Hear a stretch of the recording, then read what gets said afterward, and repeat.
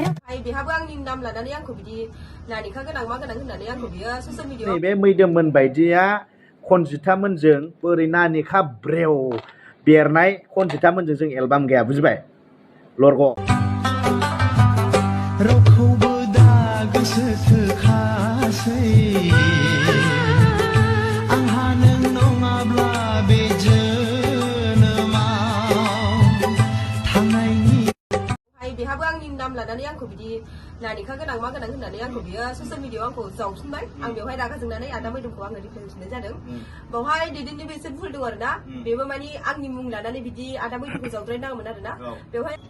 रायजो राजा नोंथांमोन बे साननैसोआवथ' नोंथांमोना जोबोरैनो नुबोखाबाय नङा होनबा माबायदि कन्ट्रभार्सि जालायामोन ससियेल मिडियायावहाय फेसबुक खुलिबा इउटुब खुलियोब्ला खनजिथा दैदेन एन्ड मैदोम नंगौना नङा आरो खनजिथा फिसाय गोबां कन्ट्रभार्सि सोलिनानै थांबाय दायो बेनिखायनो नोंथांमोना जोबोद बुंबाय थादों